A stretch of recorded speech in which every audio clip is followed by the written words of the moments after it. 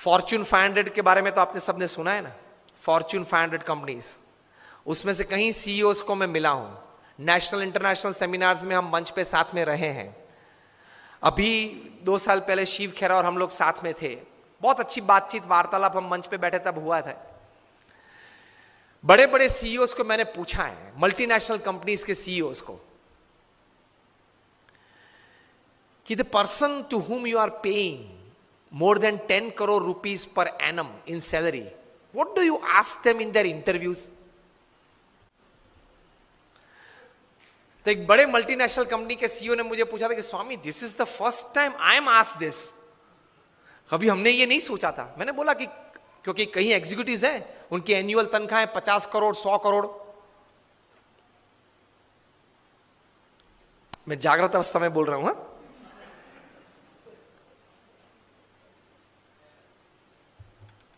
ये बहुत बड़ी सॉफ्टवेयर बनाने वाली कंपनी है, हाँ, इन्फोसिस नहीं, इंडियन कंपनी है, अमेरिकन कंपनी है। एलिसन उनका सीईओ है, एलिसन। ऑरेकल कंपनी है, आप नेट पे जाके ऑरेकल खोलना, एलिसन नाम डालना और उनकी तनख्वाह आप देखना। पिछले 5 साल की उनकी एवरेज तनख्वाह है $400 million per year. Silence. $400 million, $1 million मतलब 65 करोड़ गिन लो, चलो राउंड फिगर 70 करोड़ गिन लो। $1 million is, that is $10 lakh is 7 crore rupees. So 400 million is 2800 crore rupees per annum salary. अब देख लेना, मैं नाम देता हूं, एलिसन, ELLISON, ही is the CEO of Oracle. अब नाम देख लेना। अभी परसों ही आपने सुना होगा सुंदर पिचाई का, गूगल के सीईओ, पर डे की सैलरी 3.5 करोड़। परसों ही न्यूज थे, हाँ 2 दिन पहले न्यूज थे। In the print media it is today, electronic media में 2 दिन पहले आ गए थे ब्रेकिंग न्यूज में। लास्ट ईयर फाइनेंशियल ईयर की पूरी सैलरी उनकी 1285 करोड़ थी, टू बी एग्जैक्ट 1285.5 करोड़, मतलब रोज की तनख्वाह 3.5 करोड़ की। सुंदर पिचाई, गूगल के सीईओ, अब देख लेना। मैंने इनको पूछा, इनकी एमएनसी की टर्नओवर थी 2.5 लाख करोड़ की। हम दिल्ली में एक फंक्शन में साथ में थे, मंच पे बैठे थे। मैंने उनको पूछा कि दोज एग्जीक्यूटिव्स हुम यू पे मोर देन 10 करोड़ और 25 करोड़, उनको इंटरव्यू में आप पूछते क्या हो?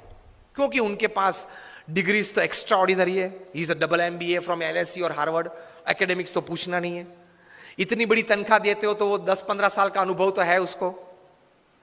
10-15 साल में उसने 50,000 करोड़ 1 लाख करोड़ मैनेज किए हैं, हर साल टर्नओवर किया है, ऐसी कंपनीज में ही बड़ी बड़ी पोजीशंस में वे रहे हैं।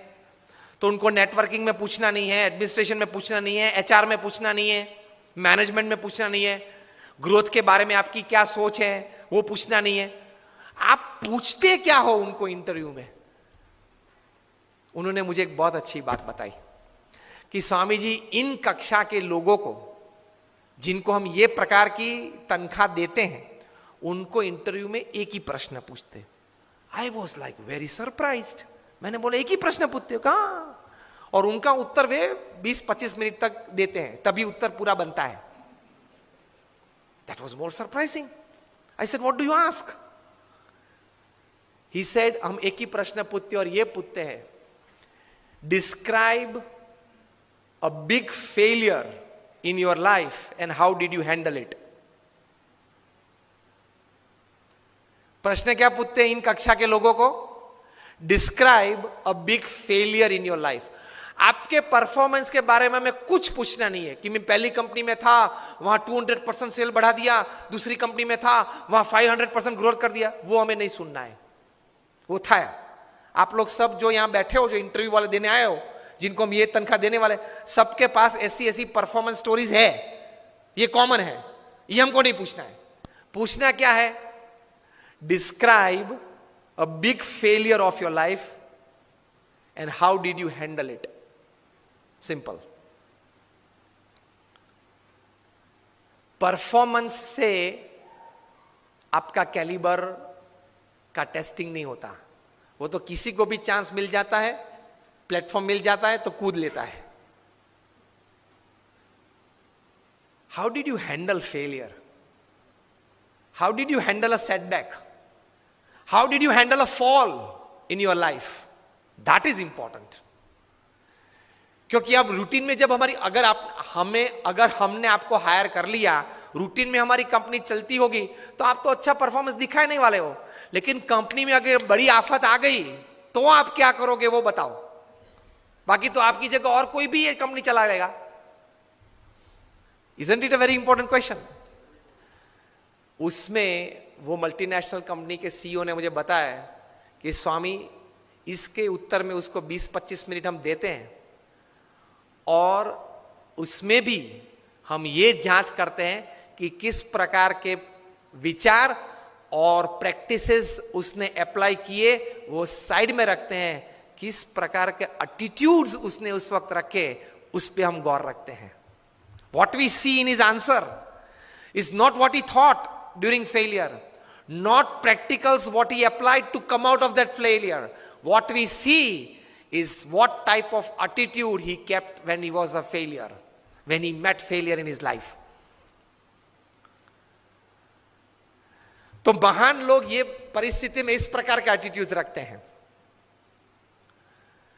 तो इसमें यह बात आती है गम खाने की. ये बहुत बड़ा विचार जो प्रमुख स्वामी महाराज ने दिए, उसमें कई प्रकार के ऐसे अर्थ आ जाते हैं. That is the greatness of life. How do you handle failures? Failure handle में सिर्फ आपका एटीट्यूड, एक ही शस्त्र आपके पास रहता है. हाँ, ऐसी परिस्थितियां जीवन में आएगी जब आपके मोबाइल नंबर में 400 फोन होंगे, किसको फोन करूं वो तकलीफ में आ जाएंगे आप. Even if you are the Sahara of thousands of homes, when you are lying बेसहारा in तिहाड़ for 4 years, किसको फोन करूं? उनके मन में भी दिक्कत होगी ना कि अभी 4 साल से 10,000 करोड़ के रुपए के व्यक्ति तिहाड़ में है. किसको फोन करते होंगे वो? मोबाइल में तो होंगे 1000 से ज्यादा नंबर. आपके सिटी के, बेंगलोर के किंग ऑफ द स्काईज जब भारत छोड़ना पड़ा, तब भारत का पासपोर्ट नहीं यूज कर पाए, डिप्लोमेटिक पासपोर्ट पे भाग गए ना. अभी वापस लाने की सब प्लानिंग चल रही है. आएंगे शायद, और अगर मुंह खोलेंगे बड़े बड़े तकलीफ में आने वाले हैं. तो फेलियर्स जब आते हैं तब एटीट्यूड्स किस प्रकार का रखते हैं, that is very important in life. Blame game चालू हो जाती है.